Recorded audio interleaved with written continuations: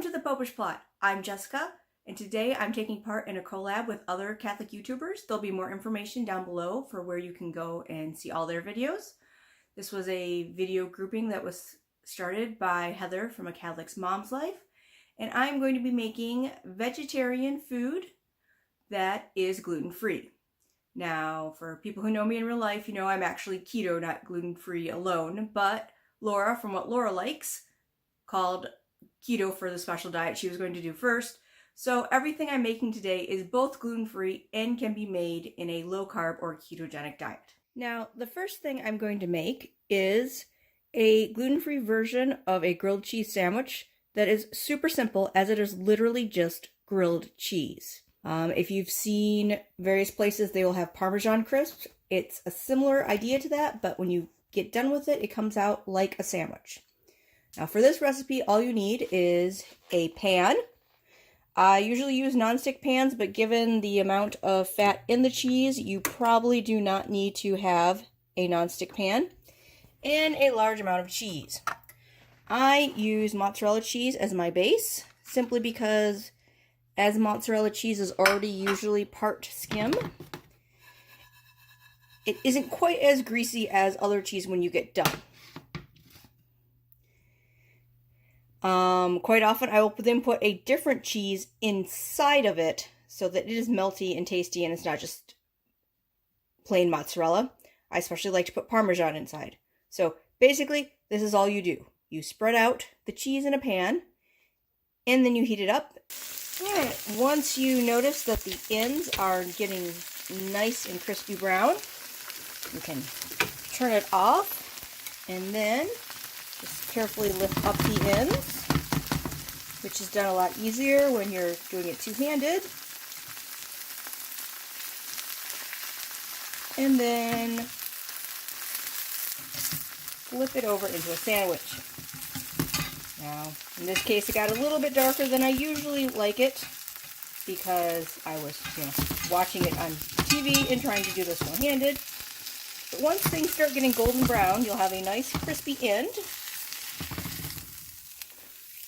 And once that cools down for a few moments, you can pick it up. Just like a normal grilled cheese sandwich, it has got a little bit of grease on the outside. Instead of having butter on your bread, it is just the cheese itself, so you don't want to go and eat this when you can't wash your hands. But inside is ooey gooey cheese, and the crispiness on the outside makes it hold together. The next thing we're going to be doing is, instead of doing a mac and cheese, we are going to make a cheesy bake. Now, if Joyce, Mike's mom, is here, this is what I made for Thanksgiving. I said I was going to get her the recipe and I kind of got busy. So, in my saucepan, I have 8 ounces of sour cream and 8 ounces of cream cheese. I got the heat on. I'm going to mix that up till it is nice and melted. As it is melting, I'm going to add in my spices, which in this case are about a tablespoon of onion powder, a tablespoon of garlic powder, a tablespoon of paprika, which I just add in because when it cooks, it's going to get that orange color that people associate with cheese, and so the kids think there's even more cheese in it, and a half tablespoon of cumin, and then a little salt, and if you like pepper, you can add pepper too, but my kids always add pepper on top of it, so I don't put it in to cook. So, just going to mix that up and then let that melt down. And while that is cooking down so that the cream cheese melts, you want to take 2 bags of veggies. I like to use cauliflower. You could also use like a cauliflower blend, like a California mix or broccoli, and just put those in the microwave. You of course want to get the bags that are steamer bags and cook it until it says they are done, because you want them to be nice and warm when you mix them with the cheese.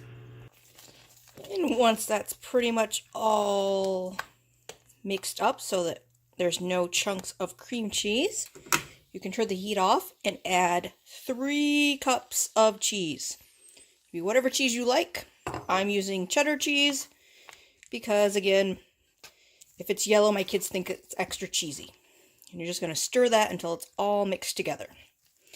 And I just want to let you know, I'll have the recipes on the bottom so that you can look through them as well. Once your cheese mixture becomes what my kids refer to as edible slime, because slime is of course cool now, you can go ahead and add in your 2 bags of microwaved veggies.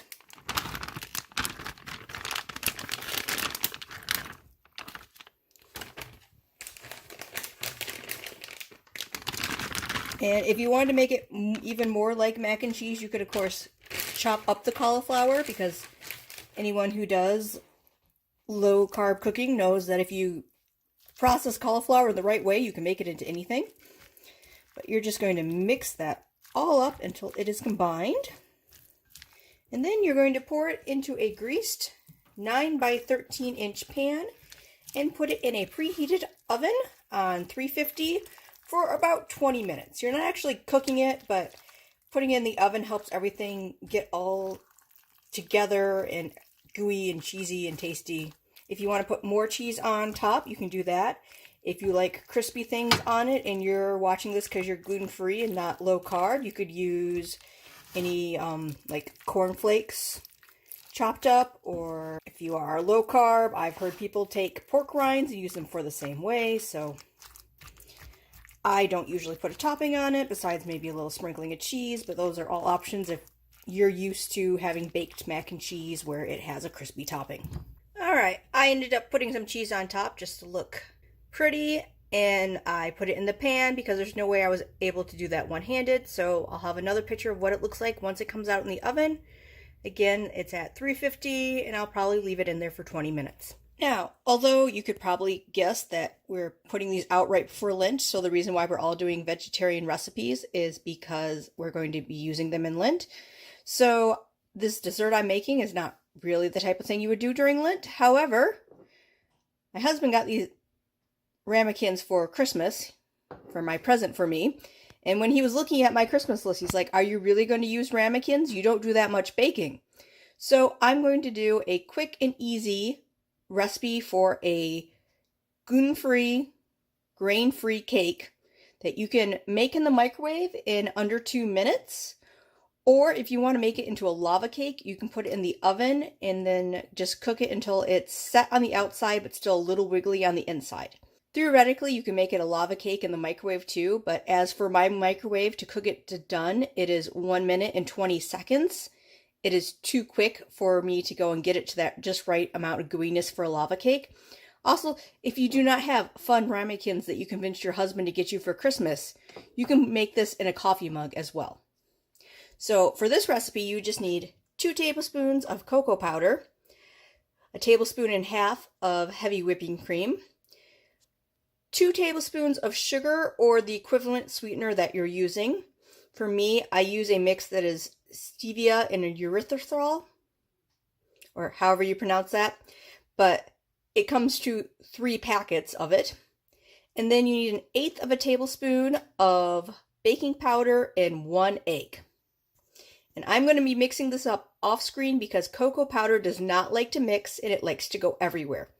So when you make this, the hardest, most lengthiest part is just getting that cocoa powder to incorporate without flying everywhere. And once you get that all mixed up, it looks like normal cake batter. I forgot to add that I put in a pinch of salt and a tiny bit of vanilla extract as well. You want to go and grease your ramekin or your mug. And again, for my microwave, it's 1 minute 20 seconds.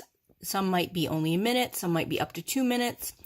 You also, just to be on the safe side, want to put some napkins in your microwave, as every once in a while it decides to go and get too high for how set it is, and you get a little dribble down the bottom.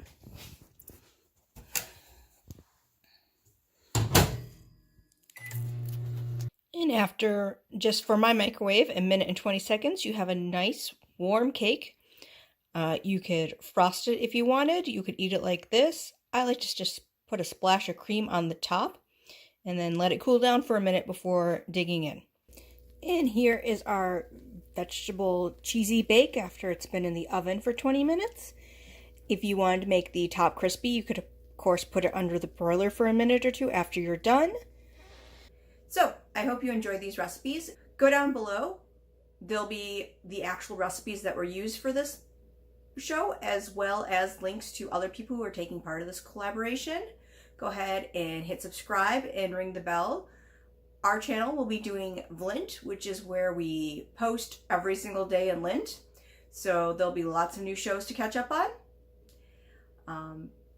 There's lots of other specialty diets, as well as meals for, say, large families or on a budget and other things that are part of this collab. So watch all of those. We'll give you lots of great ideas for different things you can have during Lent. And I'm not going to do the hand signals because whenever I do it backwards when I'm doing selfie. But until next time, live your faith, love your faith, share that love.